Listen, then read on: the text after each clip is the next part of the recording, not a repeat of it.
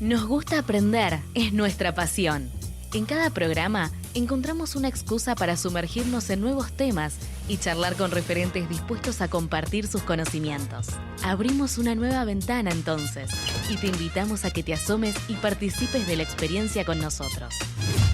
Hoy el tema y el invitado son...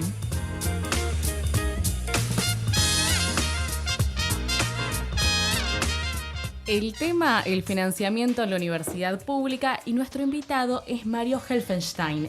Espero haberlo pronunciado bien. Muy bien pronunciado. Muy bien pronunciado, me encanta. Lo sostengo entonces. Los años de universidad valieron la pena. Bueno, buen día. Muy buenos días. Él es secretario económico y financiero de la Universidad de Lomas de Zamora, así que es un experto en la materia. Buenos días, Mario, ¿cómo te va? Buen día. Bienvenido al programa, Mario. Bueno, muchas gracias. Espera que pongo el celular en mudo, sí. Bueno, ese es el problema, viste, desde el streaming, bueno, la radio, el vivo, ya todo queda en evidencia. Claro, sí, bueno. Pero esto es como estar en casa. Bueno, sí, la verdad que, bueno, yo comentaba recién que he estado en muchos programas de radio, de TV también en algún momento, pero así, programa de streaming no recuerdo, creo que no. Bueno, pero si estuviste en un programa de TV es parecido. Siempre se puede innovar un poquito. Sí, claro, sí. pero en programa de TV tenés la cámara... te toma el mejor ángulo. Te toma la cámara y bueno, y la identificás más. Nosotros tampoco nunca estuvimos en un programa así. No, igual fue hace mucho tiempo, hace muchos años. No. Cuando estaban estos programas regionales o locales. Sí. Ahí me tocó varias veces No, en algún programa. Tranquilo, Bueno. esto vas a ver que, como decimos habitualmente, yo rescato siempre la palabra de Eduardo Blanco en ¿cómo es la película del club? Me miran. Sí, la película, la de Campanella, la de Luna de Avellaneda. Sí. Luna de Avellaneda. Cuando sí. él viene la chica y es la primera vez que se junta con ella en el club, le dice, cuando lo conoces te enamorás. Esto te pasa con este tipo de cosas. La Espero que radio, sí. el streaming, es fabuloso. Espero que sí, Bueno, que sí. listo. Bueno, muy a gusto con ustedes dos, así que bueno. Bueno, me Cuando alegra, quieran. nosotros también estamos a gusto que hayan venido. Bueno, no sé si vos querés arrancar, yo tengo un montón de cosas para preguntarte. Bien. Lo primero tiene que ver, bueno, contextualizame cómo es el momento actual de las universidades públicas, Sí. desde una que no es menor, porque la Universidad Sí. Nacional de Lomas de Zamora Sí. es, si no me equivoco, la primera del conurbano, ¿no? Exactamente, sí. Bien. Sí. ¿Cómo es la situación actual? Y después Bien. entramos con todo lo demás. ¿En qué Bueno. momento estamos? Después voy a hablar cómo llegamos a ese momento, me gustaría que me digas, y qué efectos están reproduciendo o qué efectos están trayendo el tema de los recortes y todo eso. Bien, bueno, bien. Bien, bueno, a ver, el sistema universitario argentino hoy está conformado por 61 universidades nacionales. La característica del sistema universitario argentino podemos decir, prácticamente en el mundo es un sistema que tiene características propias, porque es gratuito, garantiza el ingreso irrestricto, lo que no significa que no haya sistemas, que de hecho la mayoría de las universidades nacionales y todas las facultades aplican un sistema de selección, que algunos le llaman cursos de nivelación, pero no es restrictivo. O sea, quiere decir que cualquier estudiante que haya egresado del sistema del secundario puede ingresar a la universidad, y la universidad no establece cupos, ni hay un proceso de eliminación, pero sí hay, si las universidades están de acuerdo a la ley de educación superior, pueden aplicar un sistema de selección que en general son cursos de nivelación, pero justamente una de las características de nuestro sistema universitario es que es gratuito, el ingreso es irrestricto, y el financiamiento es público. Prácticamente el 90% del financiamiento de las universidades del país provienen del presupuesto nacional. Bien. La ley de educación superior también les permite a las universidades financiarse con los llamados recursos propios, que en general constituyen un 10% del presupuesto de las universidades nacionales, ¿no? Esos recursos propios lo conforman venta de servicios, asistencias técnicas, convenios con empresas, con organismos públicos. Posgrado, en ¿no? general, los posgrados también, porque los posgrados están arancelados. Lo que no están aranceladas son las carreras de grado. Pero Claro. a los posgrados, todas las Claro. universidades del país aplican arancel a los posgrados. De todas maneras, son aranceles mucho más económicos que en instituciones privadas. En general sí, porque apuntan a captar a los graduados de la propia casa y en general los aranceles que aplican son más reducidos que una casa de estudio del sector privado. ¿Mm? En la Argentina más o menos el 80% de las universidades del país son públicas y hay un 20 y pico por ciento que son universidades privadas, ¿no? Acá en la Ciudad de Buenos Aires creo que llega a un 25%, hay más universidades privadas que en el resto del país, aquí en la Ciudad de Buenos Aires, pero a nivel país la relación sería 80-20. Ese es un dato interesante, Muy 80-20, importante. entonces 80-20, no lo tenía yo ese dato. Me surge preguntar en cuanto a todo lo que son programas de investigación, porque todas las universidades tienen sus propios espacios de investigación, si esos corren también por cuenta de ese financiamiento o son financiados por la propia universidad a través de los posgrados o toda esta parte Sí. que estabas mencionando. No, en general los proyectos de investigación son financiados con partidas especiales de, ahora de la Secretaría de Educación y antes del Ministerio de Educación, pero provienen del presupuesto nacional. Bien. En general, en la distribución que se hace del presupuesto hay una partida específica para los gastos de personal y de funcionamiento de las universidades, y después hay una serie de partidas que las maneja, que se pueden asignar de manera directa o a través de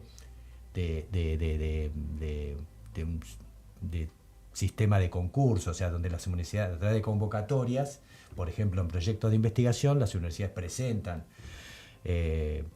proyectos de investigación y se asignan los recursos de acuerdo a es un sistema concursal, digamos, ¿no? Donde cada universidad presenta su proyecto y después se asignan fondos a esos proyectos. Pero digamos que por un lado está la partida que va destinada a personal y a gasto de funcionamiento, y después hay otras partidas que son para extensión universitaria, para investigación, para infraestructura universitaria, y otras puede ser actualización de currículas y programas menores. Entiendo. Pero lo que es investigación, hay una partida específica pero muy pequeñita que viene dentro de lo que se le asigna a las universidades, que es de ciencia y técnica, pero que prácticamente es no sé si llega, no me acuerdo exactamente, pero es un mínimo, es un 2% más o menos. La partida principal lo que se llama enseñanza, Sí. Y hay otra pequeña partida que se llama de ciencia y técnica. Bien. Y después la secretaría o la subsecretaría en este momento de Educación Superior maneja una partida para investigación, otra para extensión, de infraestructura también, que ellas se asignan de acuerdo a convocatorias que se hacen a todo el sistema universitario. ¿Y este sistema siempre fue así o se empezó a implementar porque las partidas resultaron insuficientes? No, en realidad esto viene de hace rato, de hace tiempo. Lo que sería el programa 26, que le llamó el programa 26, que es el programa que financia al sistema universitario argentino. Ese programa 26 tiene lo que se destina exclusivamente para los gastos de personal y funcionamiento de las universidades, y después dentro de ese programa 26 Bien. hay una serie de actividades que son extensión, investigación, infraestructura, puede haber una partida o algunos otros programas menores. Bien, y cuando llegan todos estos ingresos y se empiezan como a subdividir los gastos, porque entiendo que ustedes lo reciben como una única cosa cuando... Lo que sería el grueso del presupuesto Sí. es lo que se aplica a la actividad central, que sería la actividad de enseñanza. Bien. Eso lo recibimos en partidas mensuales. Partidas mensuales. Exactamente, Bien. exactamente. Que está compuesta por dos partidas. El gasto de personal, que es la más importante, que es más o menos el 90%. Te iba a preguntar justo eso, más o El menos qué 85 y porcentaje. al 90%. Claro. Y hay otro 10 al 15% que se destina a lo que son los gastos del funcionamiento. Que Claro. sería, bueno, para pagar la luz, el gas, los servicios públicos, la limpieza, etcétera. Hay un gasto importante que hoy se destina también a lo que sería, a lo que es seguridad en los campus, Claro. que eso es un gasto importante. El problema que estamos teniendo que esos gastos de funcionamiento, en los últimos 2 años hubo una pérdida del alrededor del 40%, cuando los servicios públicos, gas, luz, teléfono, todo lo que ya sabemos, tuvieron un aumento significativo. ¿Y no tienen una suerte de subvención a la energía o algo por el estilo? No. No, lo pagamos como cualquier servicio que se consume lo que pueden consumir ustedes acá Y actualmente en la universidad todo eso lo tiene al día, puede pagar al día, está teniendo problemas directamente con los servicios. Las universidades en general se han un poco acomodado a esta situación. Sí. Obviamente tuvieron que hacer reducción de gastos, Claro. tuvieron que optimizar recursos, hubo que hacer toda una política de ordenamiento por ahí del gasto, porque obviamente es prioritario pagar los servicios. Si no se pagan los servicios, hubo una situación muy complicada, ¿se acuerdan ustedes? Al comienzo del gobierno de Milei, cuando Sí. hubo una reducción muy importante de los gastos funcionales. No reducción, sino que hubo un retraso importante. Hubo 3 meses de retraso en la partida. Hoy, por suerte, no hay retraso en esa partida. Es una partida que se redujo mucho, pero la partida, todos los meses llega la partida para gasto de funcionamiento. Pero en aquel momento hubo un atraso de casi 3 meses, y eso fue lo que puso un poco en crisis a las universidades que no podían pagar los servicios públicos. Hubo varias universidades que tuvieron incluso que hacer una política de ahorro del consumo, y hubo incluso algunas otras que tuvieron que tuvieron afectados algunos servicios por no poder pagarlos justamente. Es que, digo esto lo explico para el común de la gente. En una facultad, en una universidad, una facultad, los servicios no es que son, pero si tenés que reducir la luz, ¿qué haces? Claro, son esenciales, es ¿no? un Sin tema, eso no claro. se puede funcionar, Sí. ¿no? Sí, O sea, porque ya no exactamente. O sea, la luz la tenés que tener prendida. Sí, Además, porque si no, no es un espacio apto para que los chicos aprendan. no es que además Los jóvenes. es lo básico, no es que por lo menos las universidades públicas no es que te brindan unos servicios tremendos, que es un gasto terrible, que el aire acondicionado a todo lo que da, y qué sé yo. No. Algunas aulas tienen aire acondicionado, otras aulas no tienen aire acondicionado, pero es la realidad que se vive, digamos, en la universidad pública. Qué sé yo, pero vos si tenés que cortar la luz o tenés que bajar la luz, ¿qué haces? No usan proyectores, entonces no tenés manera, ya le explico a la gente que ya no hay pizarrones con tiza, no pasa a ningún lado, No, obvio. cuanto mucho hay pizarrones con marcador, pero ya digamos la demanda de educación te exige que ya tiene que ser algo más que el pizarrón, ya los profesores llevan presentaciones hechas, sí, PowerPoint. claro, Bueno, y obviamente para eso- una cosa muy importante hoy son la conexión a internet, claro, También. que bueno, obviamente eso se paga y es un gasto importante también. Y bueno, todos esos elementos son fundamentales para poder brindar o poder desarrollar la actividad educativa. Bien. Sin eso es imposible. Y te iba a preguntar otro tema, porque este tema de los recortes le pegaron, vos me decís, a los gastos de funcionamiento, con lo cual pensemos de esta manera, digamos, que cómo le reduce la operatividad a la universidad, porque si vamos a decir que habitualmente lo que ingresa a la universidad, del 85 al 90% se destina a sueldo, que es lo que pasa en muchos organismos, ¿no? Sí, tal cual. La universidad refleja la realidad de muchísimos organismos, no de todos, pero de muchísimos.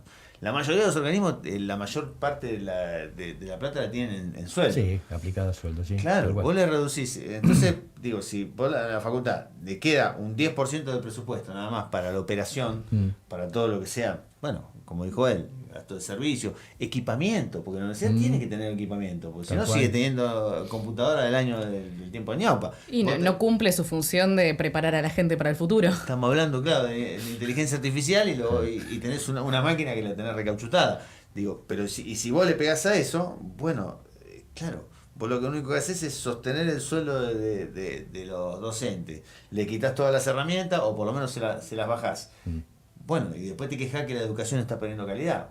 Bueno, Sí. No, por eso es importante el punto que vos estás señalando, porque los gastos de funcionamiento también se aplican a a la compra de equipamiento. Claro. ¿No? Que obviamente hay equipamiento que con el tiempo se va volviendo obsoleto y que hay que renovarlo. Hoy es muy importante todo lo que tiene que ver con equipamiento audiovisual para las aulas, y bueno, todo eso también está dentro de esa partida.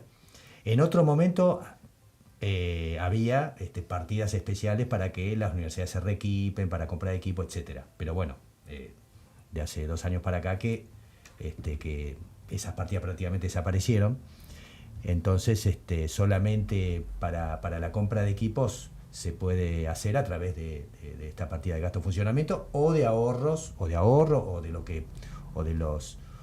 los fondos que se generen a partir, bueno, de los posgrados o de algunos recursos propios que genere la universidad. Yo pensaba que imagínate un recorte en gasto de funcionamiento en la época de la pandemia, si no hubiera tenido, bueno, ahí fue importantísimo el equipamiento de las universidades y las clases eran virtuales. Sí, tal cual.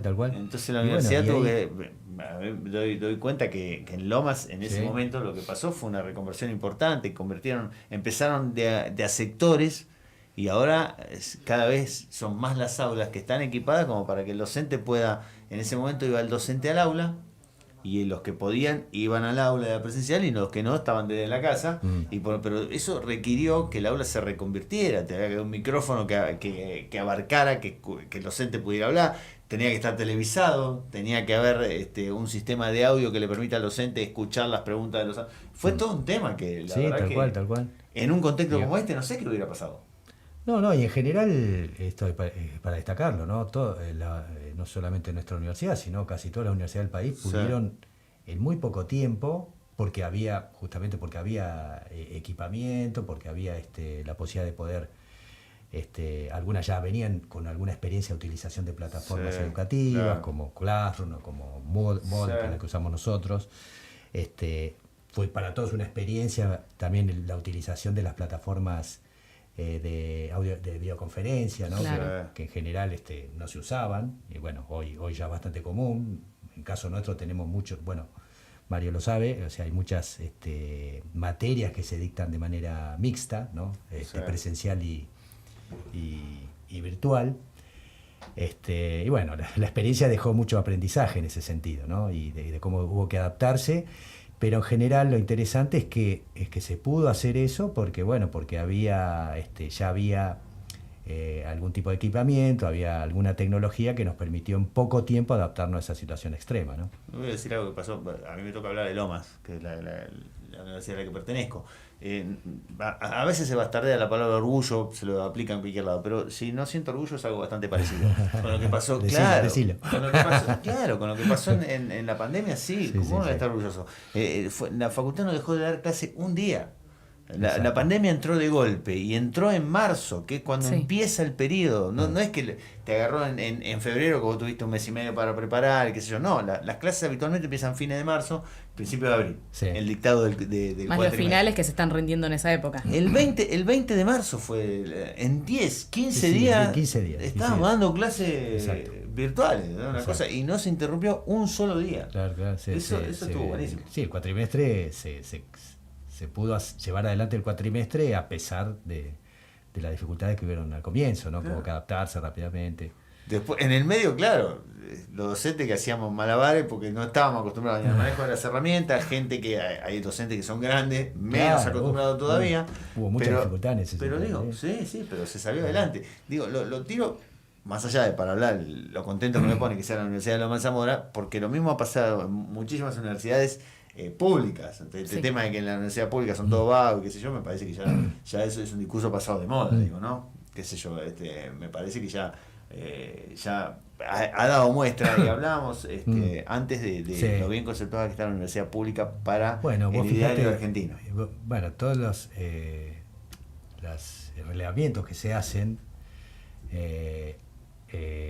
indican que la institución más prestigiosa, más allá de que la universidad obviamente tiene que ayornarse, tiene que mejorar mucho, tenemos un problema con la tasa de egresados, ¿no? Que en comparación con otros países, haciendo la salvedad que nuestro sistema es diferente al de otros países de la región, porque es un sistema abierto y por todo lo que comenté al principio, ¿no? La gratuidad y que el ingreso no es restrictivo, pero hay una dificultad ahí con respecto a la tasa de egreso, bueno, cuántos estudiantes concluyen la carrera. Claro. Pero los relevamientos hechos o encuestas, ¿no?, que se hacen vinculados a cómo considera la gente, ¿no?, o qué opinión tiene de las instituciones en general y de la universidad en particular. Bueno, lo que indican que la universidad sigue siendo, porque no es de ahora, sigue siendo la institución más prestigiosa del país. Está alrededor del 76%. Justo lo hablamos.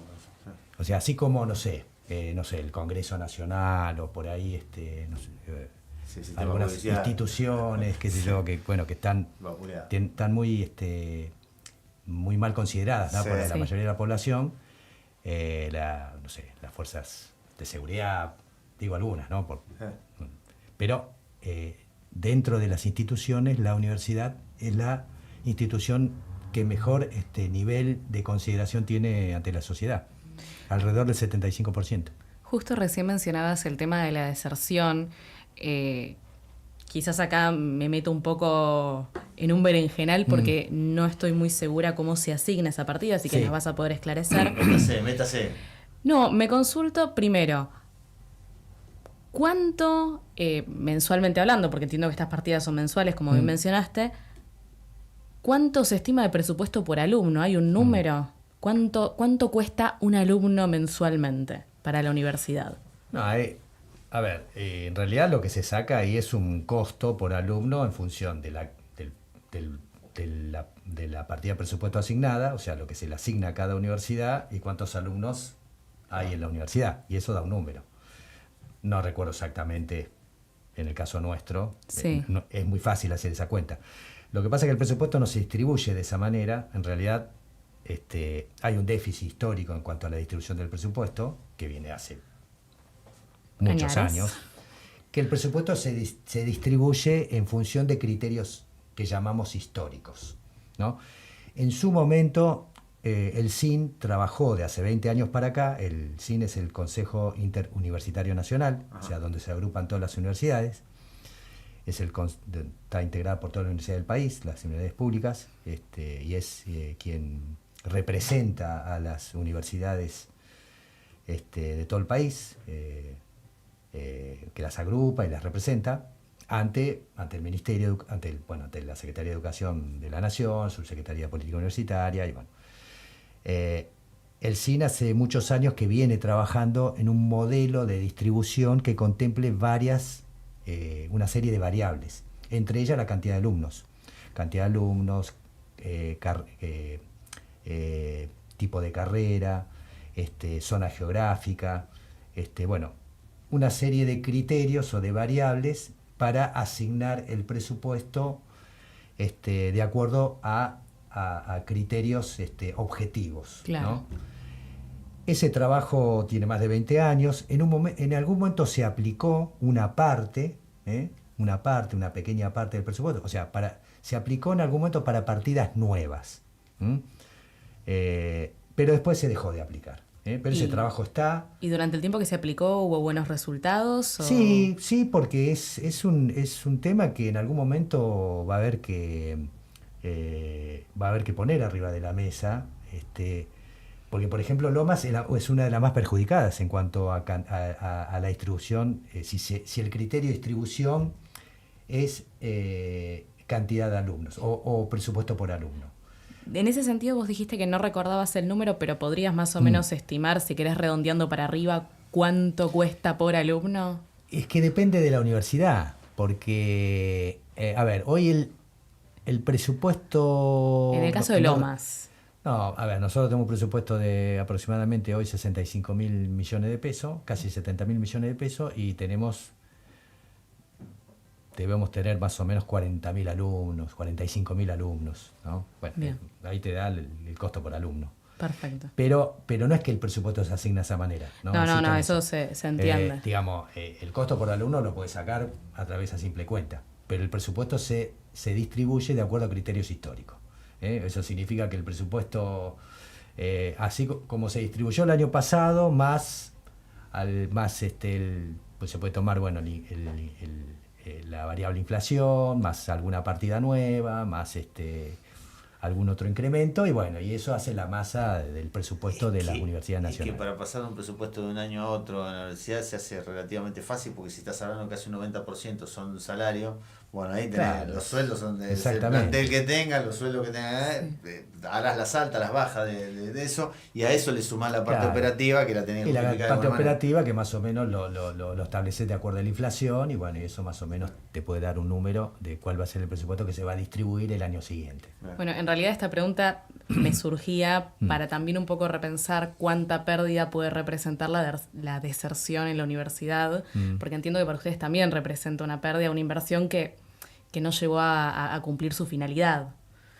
En ese sentido, no voy a decir deserción porque no necesariamente es deserción, pero la cantidad de gente que no llega Sí. a graduarse. Sí. ¿Sabemos el porcentaje? Y más o menos, de acuerdo al anuario estadístico del SIN,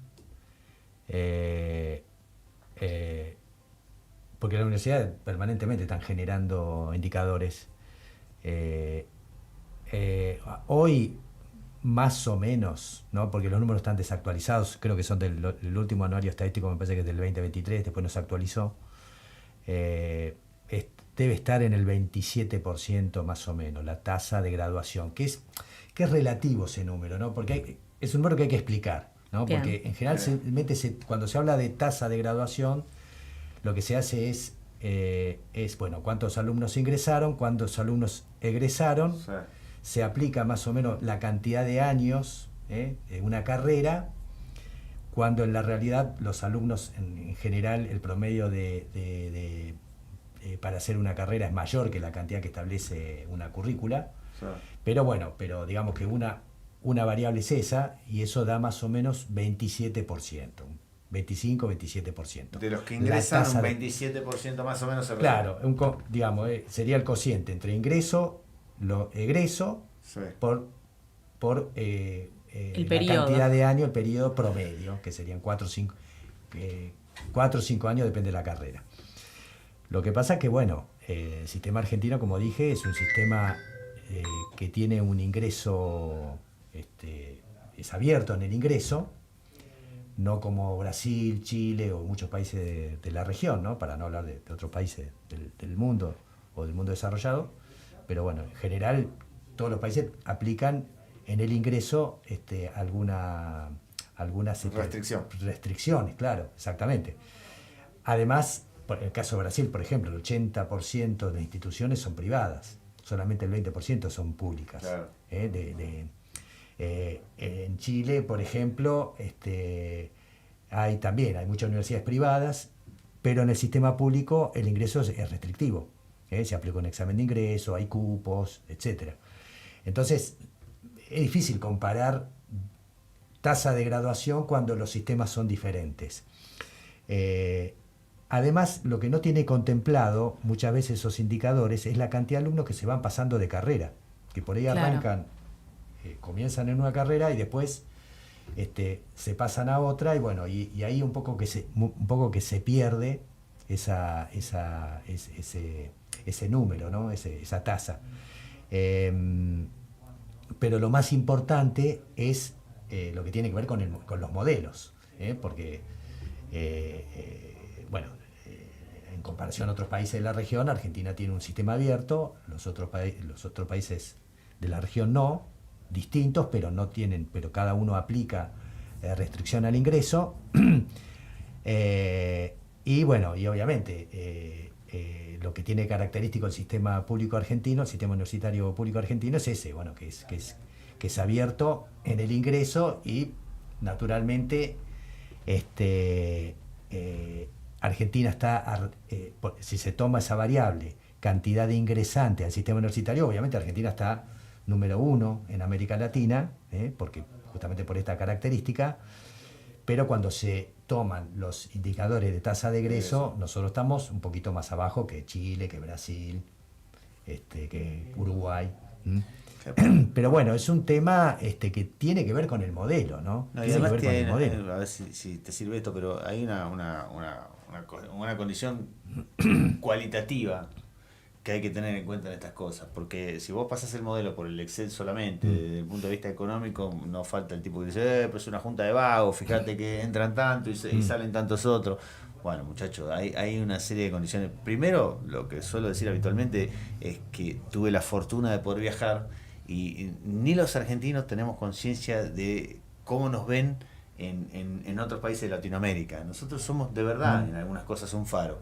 Después, siempre lo que trasciende es decir, los argentinos son todos cancheros, pero no es así el tema. Yo he hablado con mucha gente, a nosotros intelectualmente nos tiene mucho respeto y debe tener que ver la educación en eso. No cabe ninguna duda. La UBA sigue liderando los rankings en América Latina. Hay un ranking que se utiliza mucho dentro del mundo universitario, que es uno que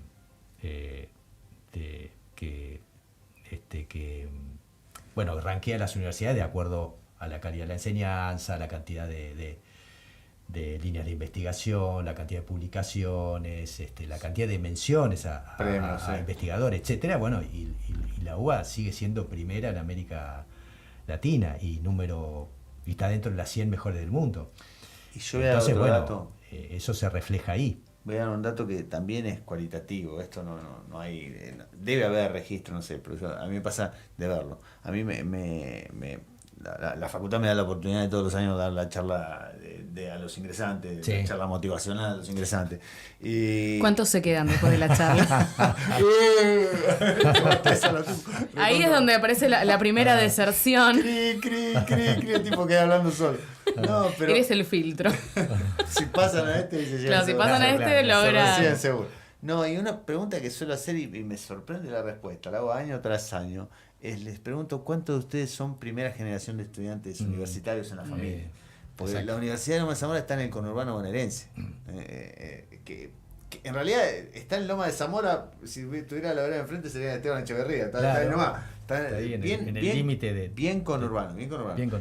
Y me asombra porque entre el 40 y el 50% todos los años de los pibes levantan la mano, así a grosso modo, levantan la mano entre el 40 y el 50% de los pibes que entran a la Universidad de Loma de Zamora son primera generación de estudiantes universitarios. Exactamente. Que hablábamos la otra vez, la semana pasada estuvimos hablando del recorte presupuestario en el gasto social y la diferencia entre el gasto activo y el pasivo. Sí. En cuanto al gasto social activo, es este tema que apunta a la movilidad. Vaya que apunta a la movilidad. En Loma de Zamora eso se ve a la perfección.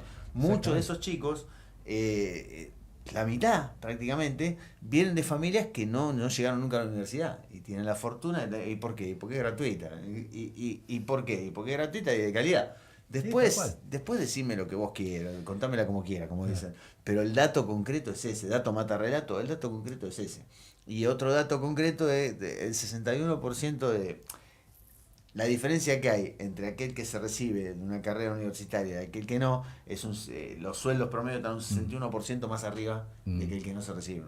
Tal cual. Entonces imagínense lo importante que es para un chico que viene de un hogar donde lo más cerca de la facultad es mirarla por televisión, de golpe el pibe accede a la universidad y accede a una vida distinta. Y después a través de esto me va a decir, pero seguramente algunos se reciben, otros no. No. El que no se recibe también accede a una vida distinta. Porque exacto, tiene porque queda un capital, claro. Queda un capital ahí. O sea, eso es otro elemento que también a tener en cuenta cuando se hacen estas mediciones, ¿no? O sea, que el alumno que hizo 2 o 3 años de carrera universitaria, bueno, se lleva un capital social que luego aplica en el trabajo, en sus relaciones con sus relaciones laborales, etcétera, y bueno, y ese es un capital que lo aplica luego. Obviamente que sería mucho mejor si logra terminar la carrera, claro. No hay duda. Y hay programas de retención de alumnos, etcétera, bueno, vos también lo conocés, pero bueno, también es muy importante eso. Y hay otras carreras, por ejemplo, nosotros tenemos una carrera de la Facultad de Ingeniería, donde hay 2 carreras, Ingeniería Industrial y Ingeniería Mecánica. Bueno, ahí se da la paradoja que muchas empresas vienen a captar estudiantes de carrera a la mitad de la carrera y bueno, y se lo llevan y después por cuestiones laborales no pueden terminar la carrera. Eso me ¿no? contaba Eso pasa exactamente mucho lo con mismo. las ingenierías. Sí, Mucho con ingeniería las dice que ingenierías. ingeniería pasa Sí. eso. Después el problema es que terminen, porque claro, los pibes terminan ubicándose bien en las empresas, empiezan a ganar bien, pero además directamente relacionado al tiempo que laburan. Sí. Y Claro. entonces menos tiempo y las últimas materias de ingeniería son tremendas. Claro, son tremendas. Entonces Sí, sí. hay deserción, pero en realidad esa es una deserción, no está bueno, pero no deja de ser una deserción bastante linda, porque en definitiva Dentro de la por lo menos están inclusión. laburando, claro. Claro. Están laburando en algo distinto. Sí, me quedé pensando también que muchas veces son los trabajos finales o las tesis las que terminan siendo, no voy a decir el punto de deserción, Postergado, sí. pero eso, de postergación, de incomplitud. Viste que decís, es ese cachito falta que de- queda. sí, sí, y, sí. y pasa tanto en universidades públicas como privadas eso, la gente con la tesis. Hay lo que, hablando de este tema de la deserción, ¿no? Y de la graduación, que son dos temas que están vinculados, están conectados. En realidad lo que pasa en el sistema, como por el modelo el modelo de universidad que tenemos aquí en la Argentina, que además está garantizado por la Constitución Nacional, Sí, ¿no? claro. Porque la Constitución Nacional establece que la educación superior es pública y gratuita, ¿no? Bueno, fue una decisión de toda la sociedad en definitiva esa, ¿no? O sea, podríamos haber dicho otra cosa, pero bueno, está dentro de nuestra Constitución Nacional. Que el primer año, o sea, entre lo que sería el ciclo de ingreso, de nivelación o como le llamemos, y el primer año, hay una deserción de más del 40%, ¿no? Es muy alta.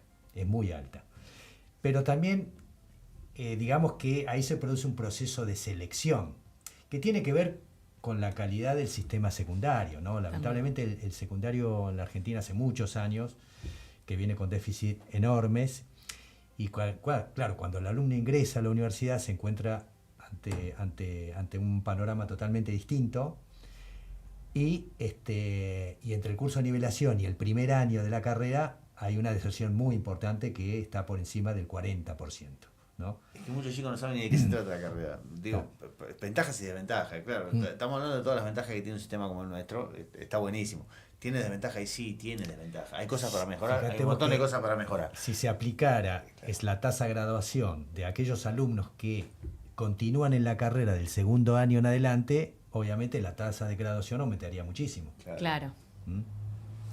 Sí. A mí Pero me bueno, causa por mu- eso es Me causa mucha relativo. gracia, porque les pregunto, ¿por qué se anotaron en esta charla? Les pregunto, las respuestas son de lo más diversas. Hay chicos que no tienen ni idea de qué se trata la carrera. Me anoté. Claro, me anoté. Bueno, pero está bien. O sea, Vi luz y entré. pero convengamos que de fondo de todo esto está en que es una edad en que tenés que tomar una decisión muy importante y quizás tu maduración no está a la altura de la decisión que vas a tomar, que te va a condicionar el resto de tu vida. Digamos. Tal cual. Y algo que vos me dijiste muy importante, ¿no? Que a pesar de todo, a pesar de nuestras crisis económicas y demás, la educación superior, sobre todo en la Argentina, sigue siendo un factor fundamental de ascenso social Sí. para muchos jóvenes. Claro que sí. Sigue siéndolo. Por eso creo que no solamente los estudiantes, sino las familias tienen a la universidad muy bien considerada como institución. Mario, en el último tiempo surgieron muchos debates respecto a replantear el modelo, o más que replantear el modelo, cómo se financia el modelo educativo que tenemos, y apareció esto de los créditos, que es muy Sí. utilizado internacionalmente.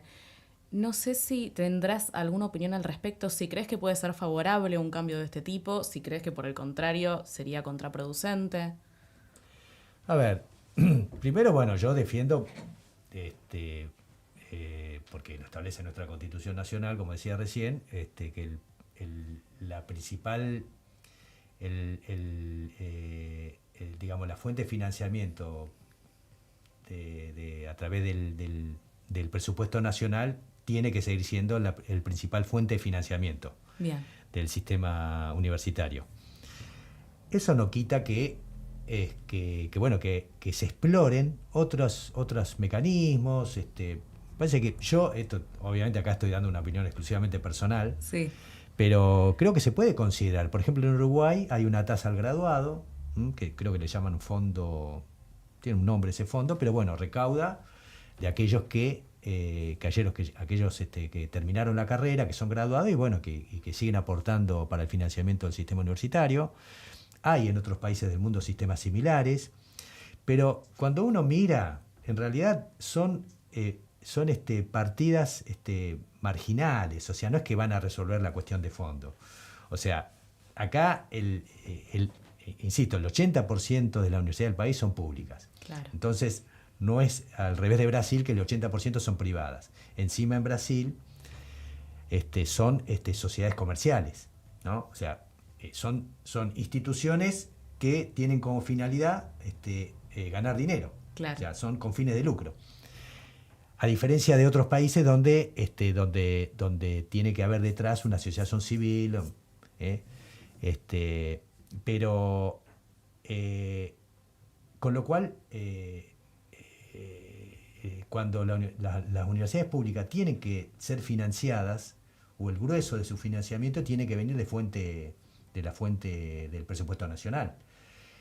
Porque por más que exploremos otros criterios, que puede ser una tasa al graduado, Sí.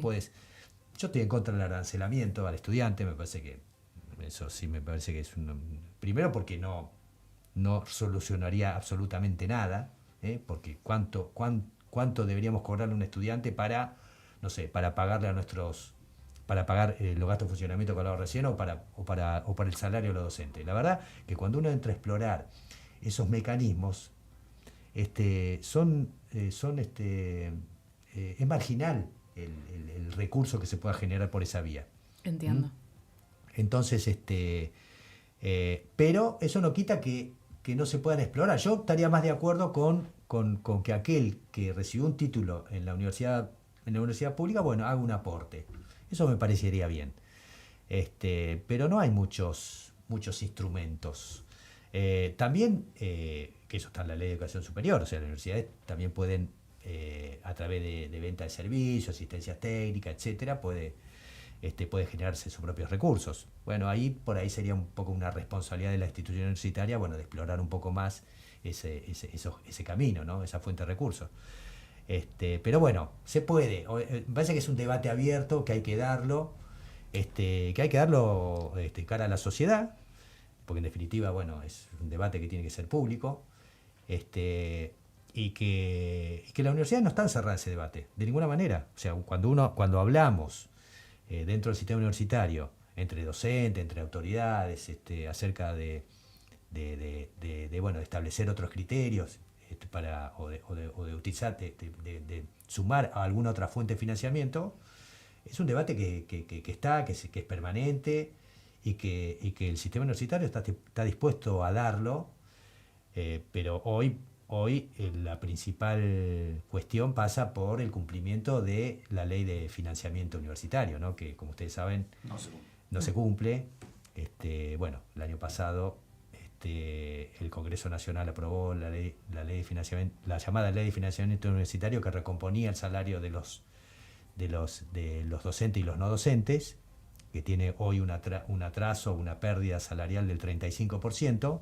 Lo que hace esa ley es recuperar lo que se perdió durante el 2024 y el 2025, que luego el presidente de la Nación vetó, que el Congreso de la Nación rechazó el veto, que posteriormente el Ejecutivo no aplicó, suspendiendo la aplicación con un argumento infantil.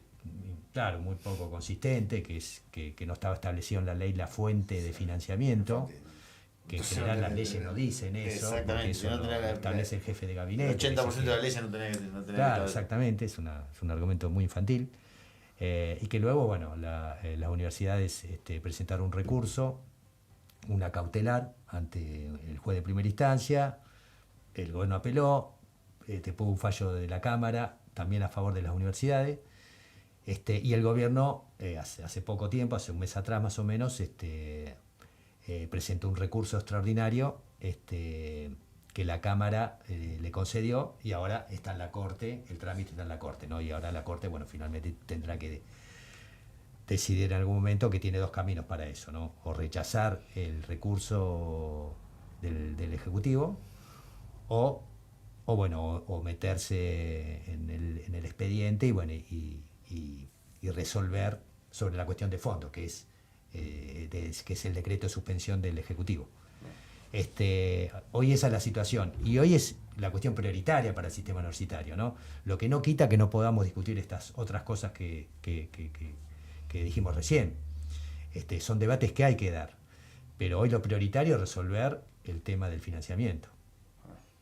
Sí, que al menos lo que tengamos, lo que tenemos, se aplique bien. Claro, exactamente, porque los números son muy ilustrativos, o sea, hoy entre el 2024 y el 2025, sobre todo en el 2024, que fue el primer, ¿se acuerdan ustedes? Bueno, con una fuerte devaluación, bueno, eso, una fuerte pérdida de todos los salarios de los empleados públicos, pero que ahí fue el momento que se produjo la mayor pérdida. En el 2025 fue menor, pero aún así los salarios fueron por detrás de la inflación. Sí, claro, una pérdida de poder adquisitivo. Este año está pasando exactamente lo mismo, porque en los primeros meses del año la inflación, bueno, como ya sabemos, hay un acumulado del 12 y pico % en el año, y los aumentos que se fueron otorgando de enero a la fecha están alrededor del 8%. O sea que también, seguimos todavía con una pérdida del poder adquisitivo del salario de los docentes y los no docentes, lo que acumula un 35% desde noviembre del 2023 a la fecha, y de un 40% en los gastos de funcionamiento, como dije al principio. Bien. Para ir cerrando, yo te haría una pregunta, ¿qué consideras vos desde tu lugar que habría que mejorar? Si vos te dieran la oportunidad de mejorar algo... ¿Las universidades? Sí. No, obviamente, las universidades tienen muchas cosas para mejorar. Pero elegí algo que esto sería preponderante. Creo que es prioritario mejorar la política o los programas o las políticas que tienen que ver con la retención de alumnos, con mejorar la tasa de graduación. Me parece que eso es prioritario hoy. Otra cosa, habría que fortalecer los proyectos de investigación, pero eso tiene que ver con el financiamiento público, con el financiamiento del presupuesto, ¿no? O sea, es como que volvemos a lo mismo, ¿no? Pero bueno, y otra cosa muy importante es la vinculación de la universidad con los sectores productivos. Me parece que esa es una deuda de las universidades en general. Bueno, y sobre las cuestiones científicas, también pienso en la importancia y relevancia que tiene cuando hablamos de hacer de ese espacio algo más sustentable económicamente. Porque si vos tenés financiado el área de ciencia y tecnología, tenés gente dedicada a crear nuevas tecnologías precisamente que te permiten quizás eventualmente hacer, no sé, aprovechar la energía solar y entonces reducir el gasto en energía. Son esas pequeñas cosas que recontra suman para, a la larga, hacer que el financiamiento sea menor. O no menor, pero ser más sustentables económicamente. Bueno, vos fíjate que bueno, la expedición de la NASA a la Luna, hay componentes de dos universidades argentinas, ¿no? De San Martín y de La Plata, ¿no? O sea, hay producción científica, hay a pesar de la restricción presupuestaria, ¿no? Porque no viene de ahora eso de las partidas en investigación, sino que viene de hace mucho tiempo, pero aún así hay producción científica, hay investigación, se podría mejorar mucho, por supuesto. Esto que decía recién, la vinculación por ahí con el sector productivo, tiene que haber un vínculo más fuerte ahí de la universidad con el ecosistema, con todo el ecosistema productivo, con las industrias y demás.